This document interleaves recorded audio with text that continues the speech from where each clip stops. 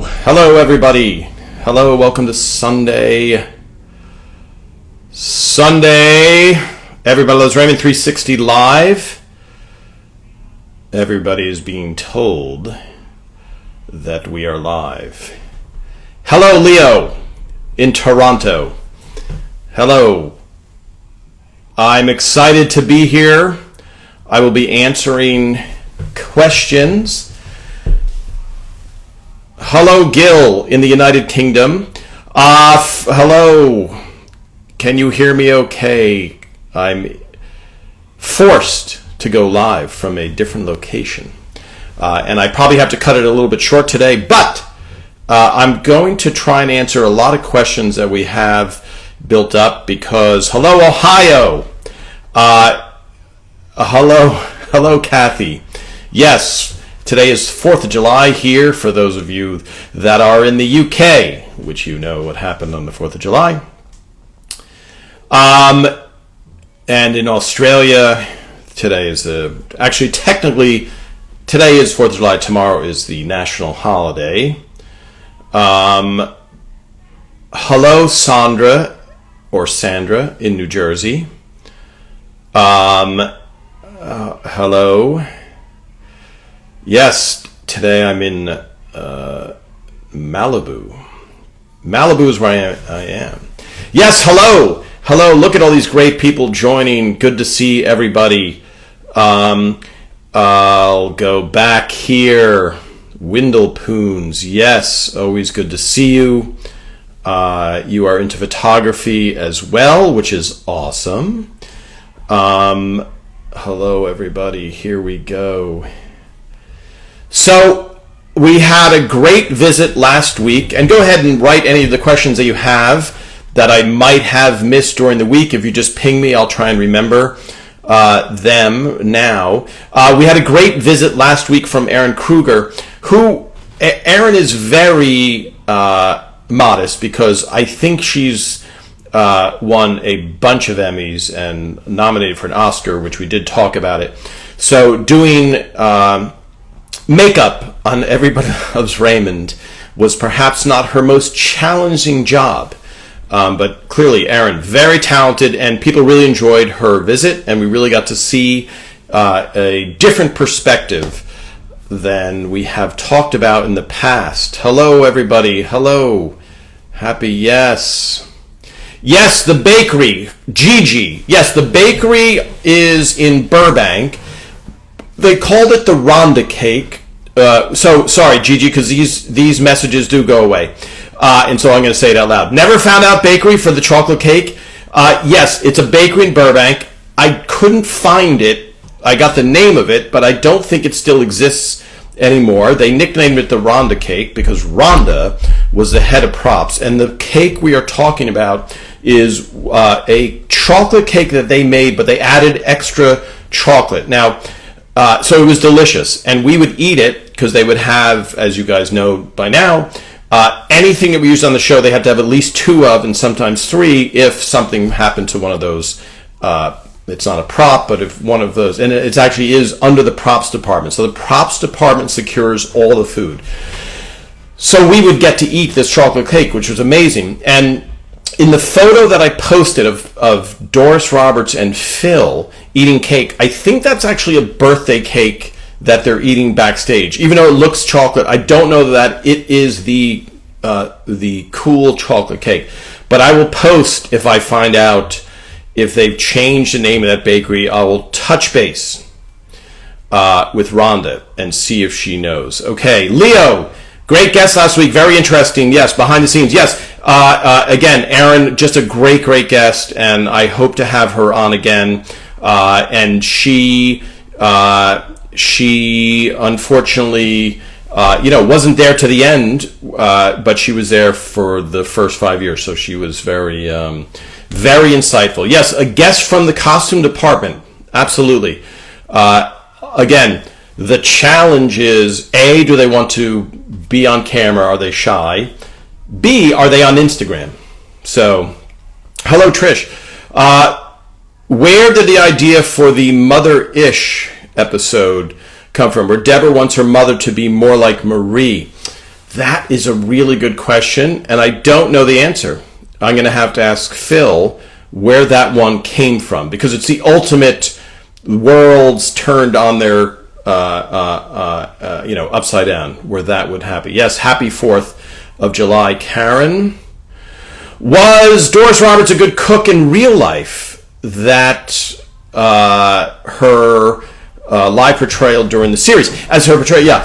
I don't know. I don't know the answer to that. So she had a son. She was married to an Italian man. So her son's name is Michael Canada.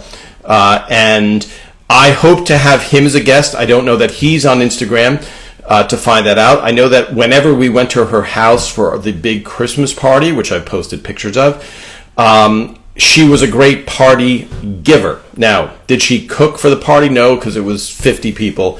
So I don't know. It's a great question about whether she was a good cook. And again, for those of you just joining, I am not Raymond. I am Tom Caltabiano. I was a writer on the show from the beginning to the end. And I knew Ray before, and I know Ray after, and I am hopefully friends with everybody. Yes, Teresa, hello. You have a great chocolate cake recipe. Well, Teresa, share that recipe.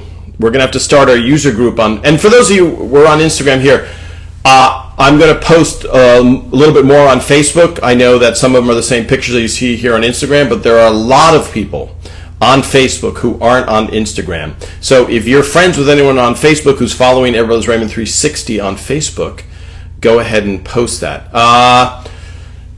The best was when Ray destroyed the cake, listening to his dad on the radio about, yes, selling the football. Absolutely. I have some great pictures of that. Ray, for those of you that didn't see it, Ray smashes the radio into the middle of that cake. And I think that was the chocolate cake as well. Hello, welcome. Over the Mooney, 96. Are you, welcome. Hello from the UK.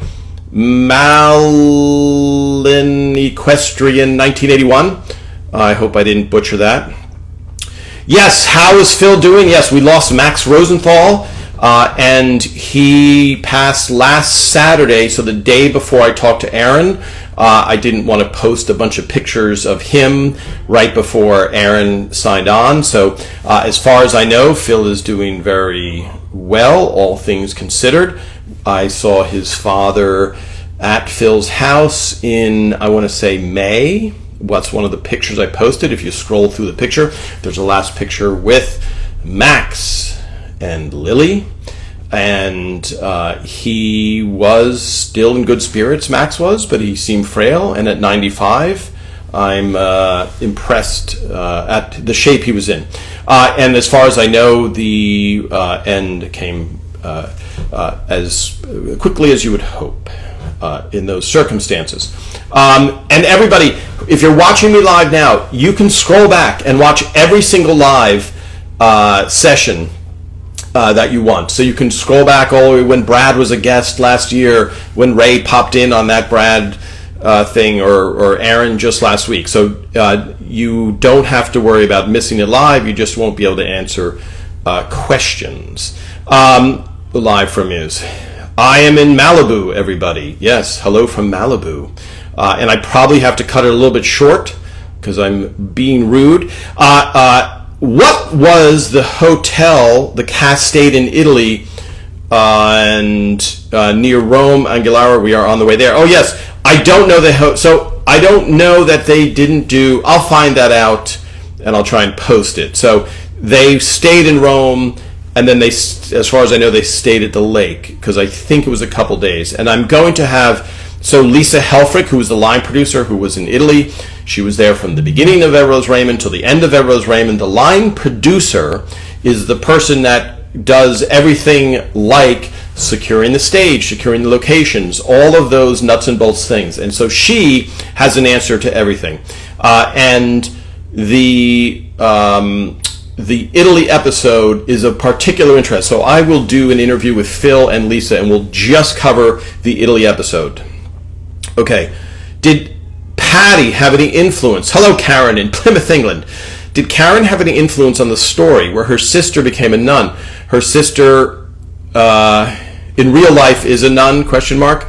I don't know that she had any influence on that story. I'm trying to remember who wrote that episode. And I don't know does Patty even have a sister? And maybe she does. I don't know. Was the episode, I'll find that out. Was the episode on the bus? So, but generally, these episodes, when the episodes are thought of, a lot of the episodes, let's say the first 10 episodes of the year, that happens during hiatus. So, meaning the actors are off wherever, vacationing or not working at least. And so all these stories are formulated. So when they come in July, the end of July, they're seeing the story for the first time when they get the script of the table read. So it would even be, there's no way that they would even know what stories are coming to even influence them, even if they had a great idea. They can, obviously, once they've read the script. There has been so many issues in the connection the last 2 times, says Family Mom Forever. Yes, from New Jersey. Let me know, people, if there is a bad connection ever. Just send me text, send me live things. What are my thoughts on an Everyone's Raymond reboot, which is currently in the works and will be released as a mini-series on Netflix in the fall area? That is rumor. I've never heard that rumor before. A reboot on Netflix in 2022. Yeah, as far as I know, there is no reunion on Netflix. And as you know, you can watch all the series on Amazon Prime. You can watch it. You can rent it on Amazon and on Peacock, the Peacock networks. Yes, Doris put her recipes in her book. Great. Happy 4th, thank you. Do you have or remember your first picture on ELR? Yes, excellent question, Leo. Excellent question. So I took photographs of on film because digital didn't exist. So I have all of my photos are on proof sheets. So a proof sheet is, for those of you that don't know, a proof sheet is just it's kind of like an 8x10 photo of the entire roll of film, and you see it all at once, and you look at it with a loop. I have a picture of Peter Boyle in the makeup room. He's looking at one of my proof sheets in the makeup room, and I don't remember what he was looking for or why he was looking for. But my first photo of Everyone's Raymond, I will post that proof sheet.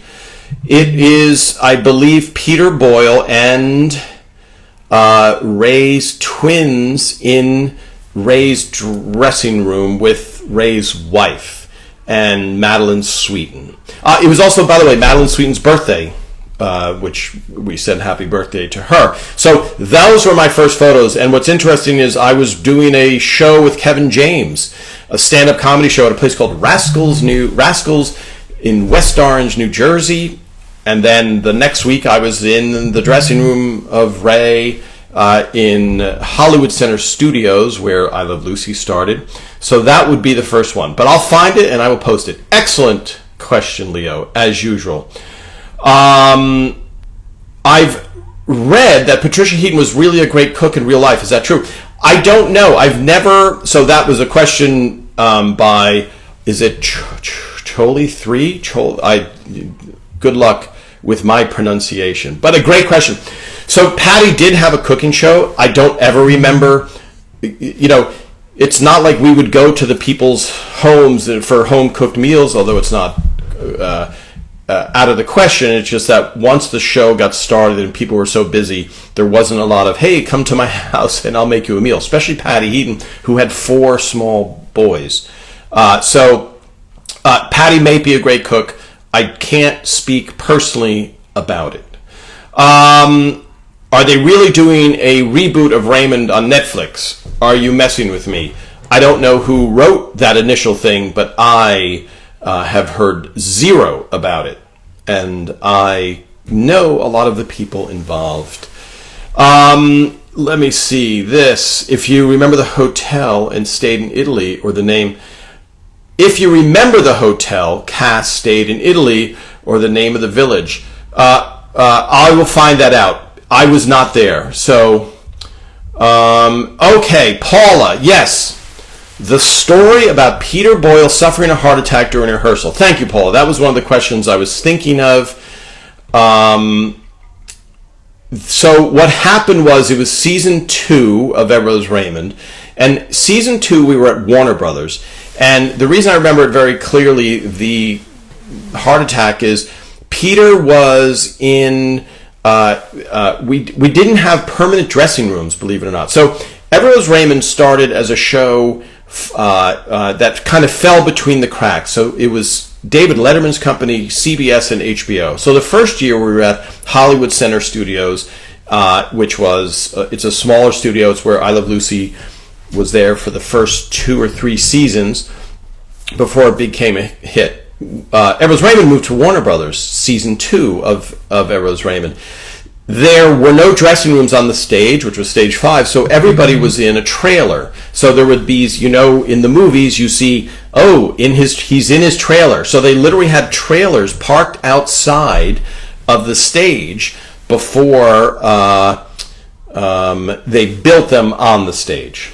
So, they're still there now. Last time I was at stage 5. So apparently, and we will have Phil on to give more details about this, but Peter was not feeling good on the set, and he didn't want to go to the hospital, and Phil, from my understanding, went down to the stage and convinced Peter to get checked out.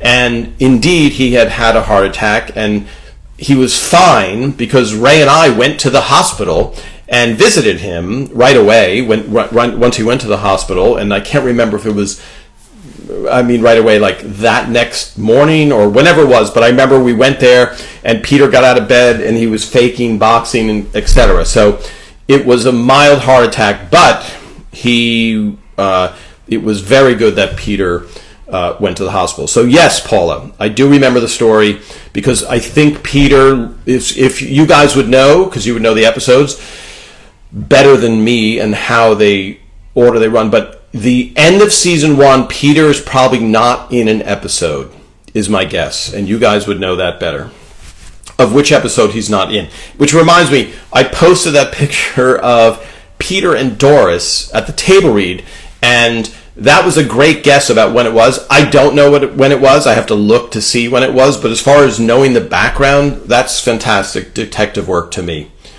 Robert Culp. Yes, Robert Culp was great on the set. I talked to him fairly often. He was super, as far as he was very professional. There was never problems with him with lines or anything like that. But I wanted to talk to him. I'm sorry that I didn't talk to him more about his days on television in the 60s. And also, there's, let's see, can we talk about the episode? Whose Side Are You On? That's my favorite episode. Yes, let me see. Who wrote that episode? Whose Side Are You On? Because we'll have that writer on to talk about it. Ridiculous cake recipe. Okay. All right. Awesome, Teresa. Awesome. Yes. Send that to me a message also, because all these comments disappear. All right. Scrolling through these questions. Crossover. Was there an Everett Raymond crossover with 2.5 Men? I don't know that there was. You guys would know. I don't think there was. But because I don't think it was it on the air yet when Everett Raymond? That's where you guys would know better than me. But I have no recollection of us doing a crossover with 2.5 Men. I thought 2.5 Men started the year Everett Raymond ended. And I could be 100% wrong. But usually when Ray did King of Queens, I went there for that filming, which was at Sony. And 2.5 Men was on the Warner Brothers lot. So 2.5 Men was a 5-minute walk from our stage, whereas Sony you would have to drive to another time. Hello Heidi Bloom 19 in Ireland. There was a lot of bits of Italian spoken on the show. Was there an Italian tutor? There was not. There was not an Italian tutor. We had a few Italians on the show, myself, Ray, and Steve Scrovan, whose mother was Italian.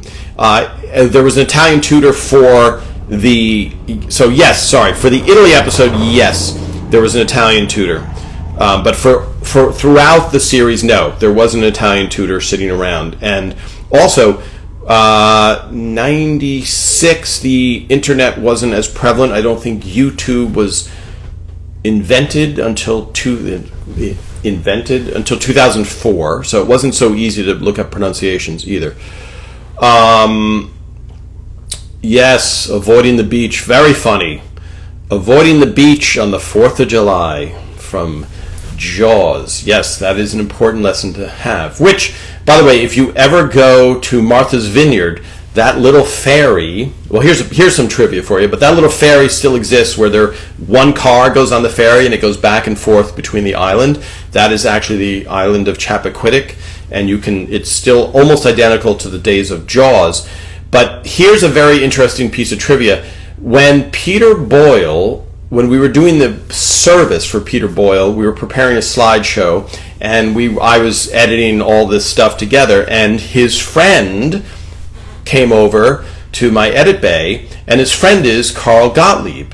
And Carl Gottlieb wrote Jaws and adapted it, so he was on Martha's Vineyard, living in a little hut, and he wrote a book about writing Jaws, and they would be rewriting every night. Spielberg would be coming over. So Carl Gottlieb, if you look that up.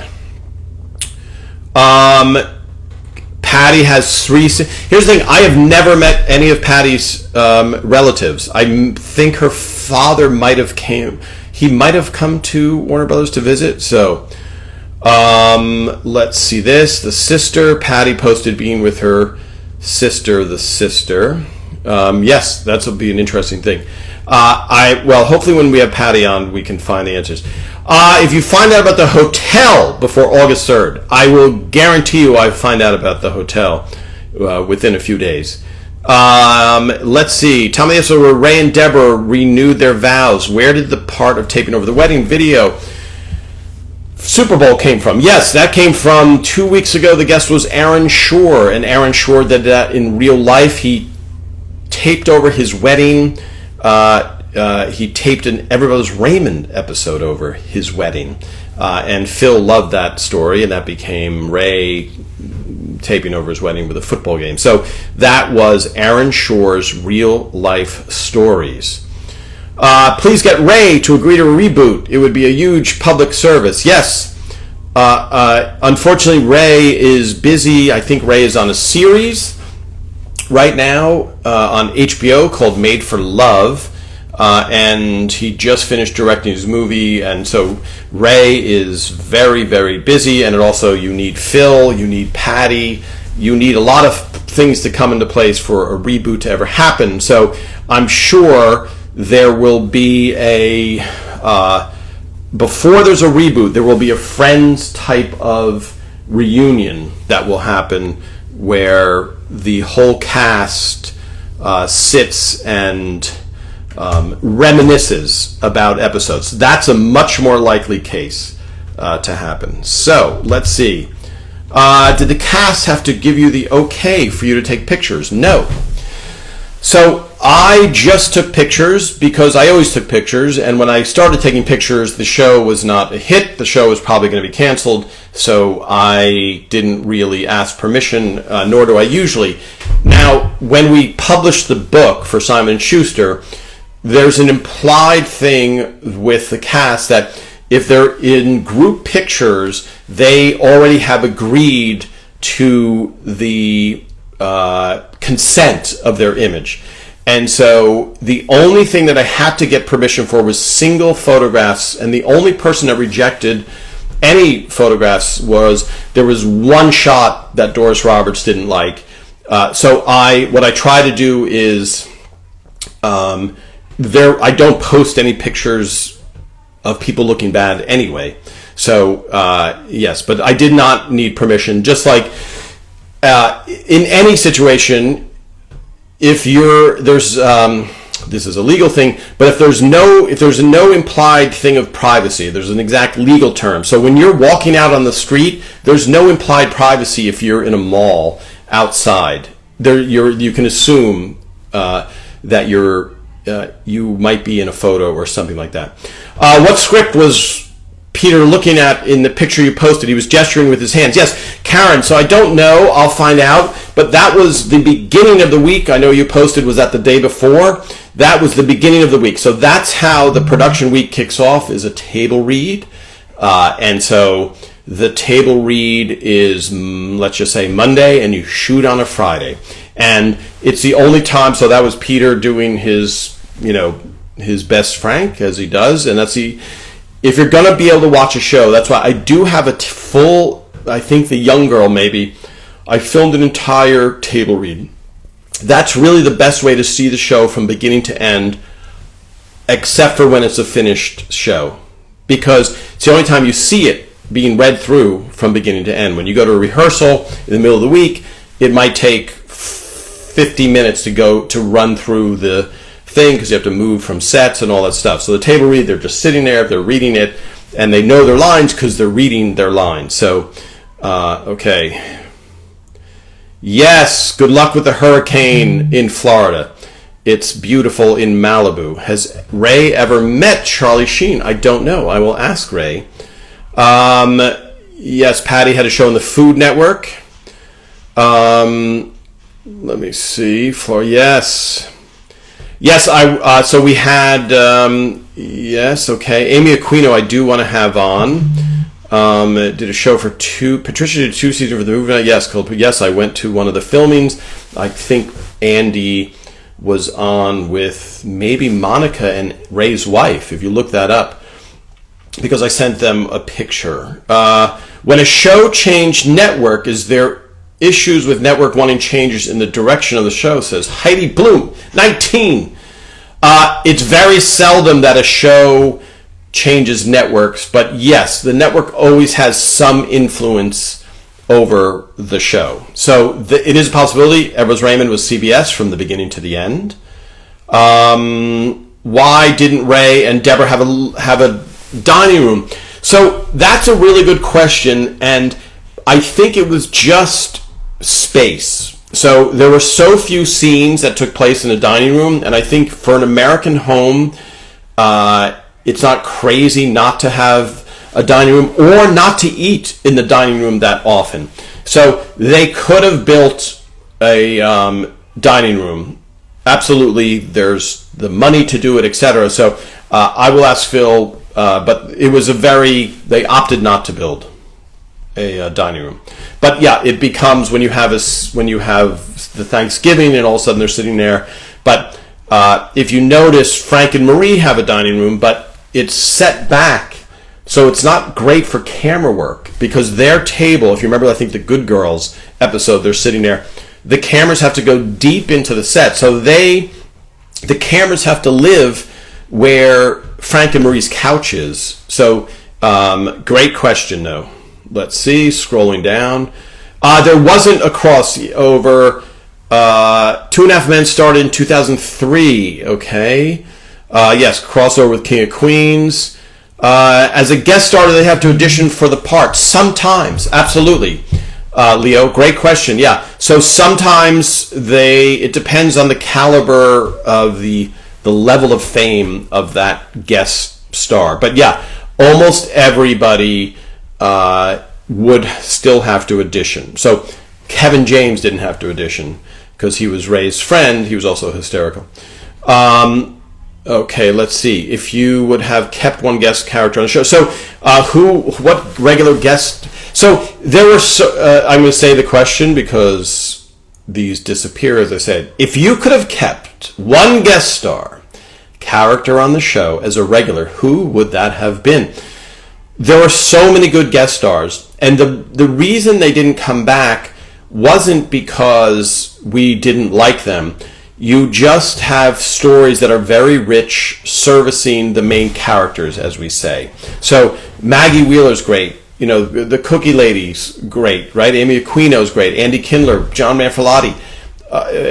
Tom McGowan is friends with Phil and a fantastic actor. It's just you have to have stories that make sense for the family, because you, as the audience, you want to see your main characters. And if you watch the I Love Lucy pilot, they have a very famous Peppino, I think his name is, a clown, who was probably a big draw at that point. But now when you're watching it, it seems like let's get to Lucy, let's get to Ricky. You don't really care so much about it. And that's, in the business they call it stunt casting, where you have a famous person. So even now you see the sports stars. A lot of you guys have asked, season 1, we did stunt casting. So you had Kareem Abdul-Jabbar, you had Christy Yamaguchi, you had a bunch of celebrities, and now when you see them, you're like, oh, I love the Barones, and I just want to see the Barones. I don't really want to see, even as famous and as beloved as those other characters are. So all of the characters, I can't even think of one. They were all great. All of those characters were great. Yes, Ray needs an Instagram. He will never do it. He's not a social media guy. Okay. Oh, look at the time. Oh boy. Okay, let's scroll through. Did Patty have to get an okay? Let's see. Before, I don't think so. Agree to many. Let's see. Yeah, why didn't they incorporate? Okay, I covered that. A dining room. Why? Why did Deborah hate Ray so much? Yeah, I think she was frustrated, and I think I've explained that in the past. Unless you're frustrated, not to bring up I Love Lucy again, but the villain in I Love Lucy is Ricky, because Lucy has all these harebrained schemes, and Ricky is the one who's going to come and go, what is she doing now? Like, that's the thing that she has to hide from. So there's a frustration inherent in stand-up comedy, in sitcom writing. So that's why. Great question, though. Let's see. Who caused the most bloopers? Who caused the most bloopers? Yes.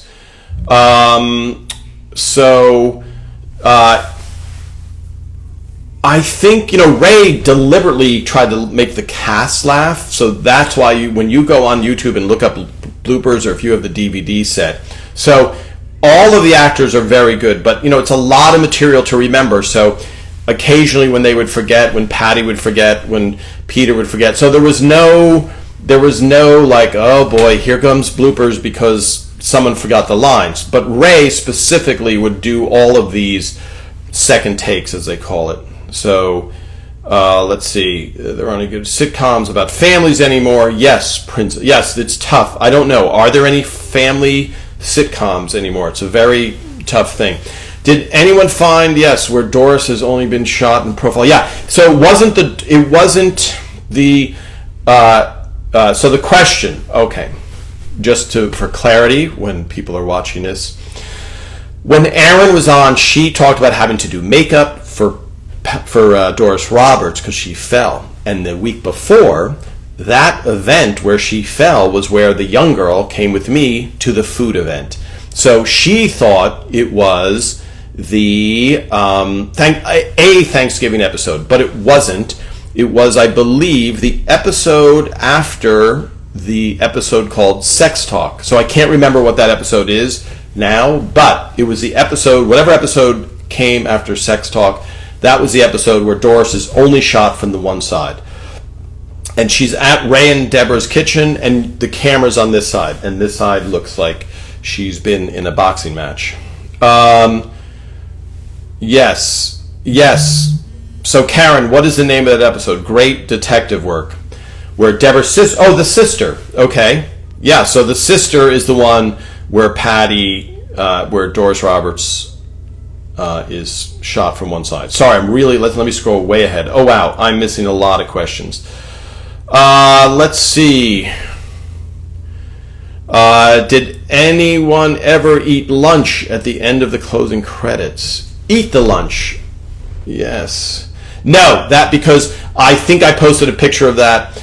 That, when they shot the closing credit for Where's Lunch, that was with a crew.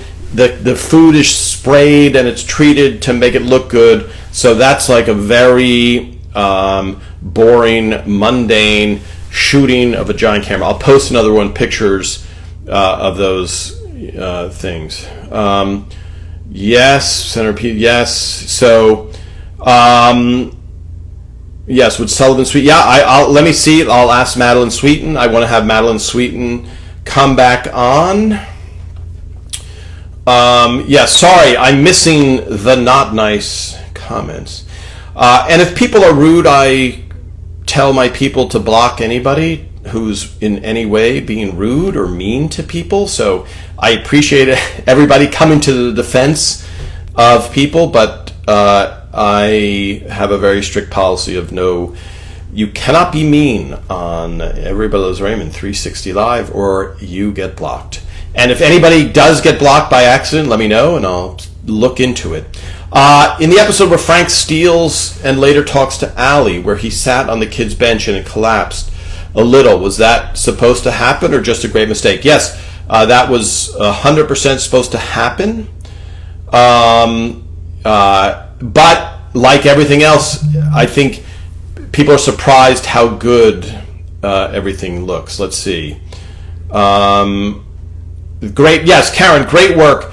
Thanksgiving, yes. One of our devils, yes. Okay, scrolling up. What time are we? Okay, let's look at my watch. Oh boy. Okay, a few more questions that I missed. Karen, yes, great work.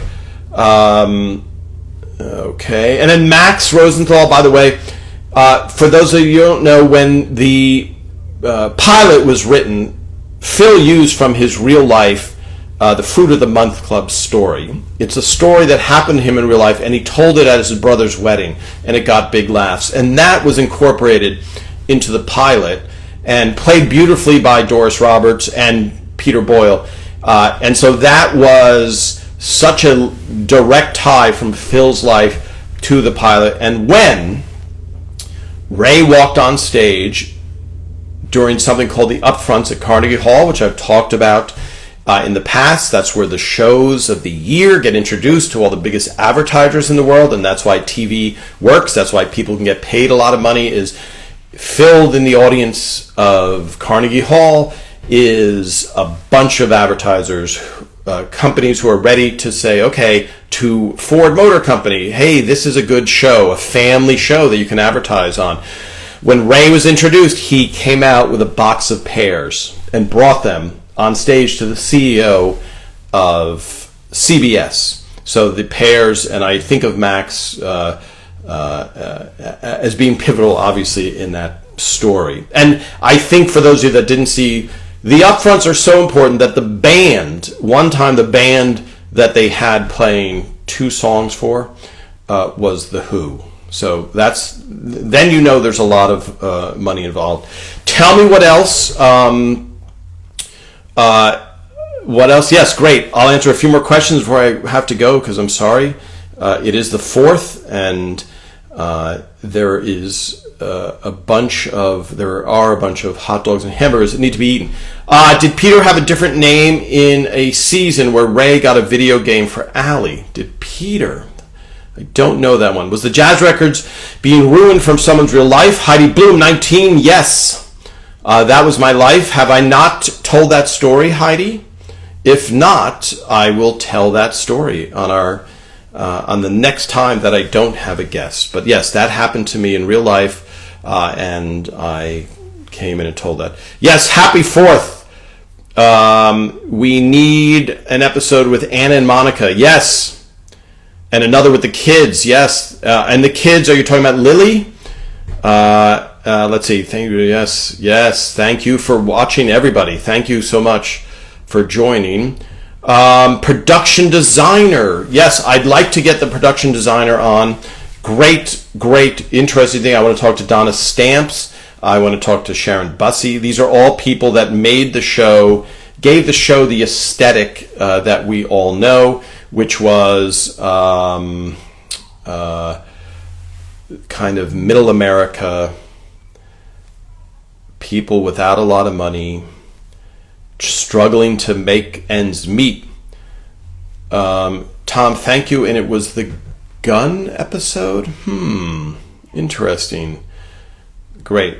All right. Final things. Yes. Thank you, everybody. Let me know. So when you write questions during the week, if I don't get to them during the week, I will try and answer them on these lives. So thank you very much. Let me see. Hank and Pat. Oh, yes. As a police officer in the UK, the police episodes naturally grabbed my attention. Was Ray's brother consulted around these, or were any episodes true? So, great question, Hank and Pat. That's a great question. Sorry,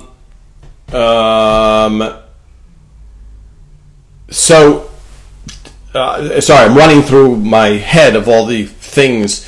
So Ray was very protective of his brother's real life experience, because Ray's brother was a policeman in New York, and I think he was on the narcotics squad in the Bronx. And one time, and I have to see if Mike Royce has this photo, one time in the greatest moment of contrasting lives, we were in New York for the upfronts, and there was a giant event, and we were all in a limousine, and then afterward there's an after party. There's so much money, involved in television.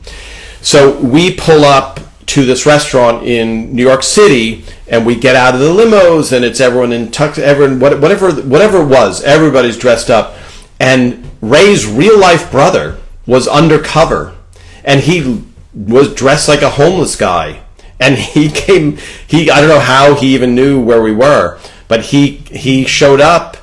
He was working there in that neighborhood, and so somewhere Mike Royce, I think, took a picture, and there's Ray looking like a TV star, and his brother looking like an undercover guy on a narcotics thing. So as far as the ride along, I don't know if that was so here, I'll tell you this.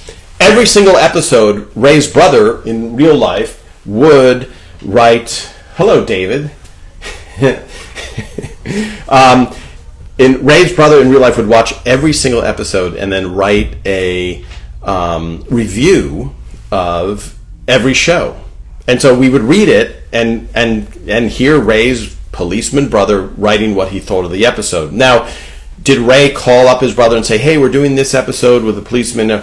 I don't remember that necessarily happening, but I know Ray was very protective of his reputation. So I hope that answers your question, Hank and Pat. Let me see, where does working? Yes, Peter. Tom, in your professional experiences, where does working on ELR rank? Yes, it is very at the top, very, very at the top. Of my experiences. There's all different, world experiences. I'll talk about it in our next visit. Working on a Lego animated series was very good. Helping Ray on movies was very good. It really comes from the top down, whether something is, enjoyable. And if a show's a hit and it's going well, and the person, Phil Rosenthal in this case, and Ray, if they know what they're doing, it's a very enjoyable experience. I've been on shows that are failing, and that is not a fun experience, because everybody's looking for what is not working, and it's like a sinking ship. It's not really very fun to be on. Yes, but Errol's Raymond had a reputation in the business of being a very good place to work, a very efficient place. All right. Thank you so much, everybody. I'm going to have to say goodbye, and I will see you next Sunday. And we will have a guest, and I will announce it beforehand. Keep these I love these questions. I love how much you guys know the set. I love that. I love reading all this. I do tell Ray about it. I do share this stuff with Phil. So this is really, really great. So happy 4th to everybody in the areas where we celebrate, and happy Sunday to everybody who's not. All right. Thank you so much, everybody.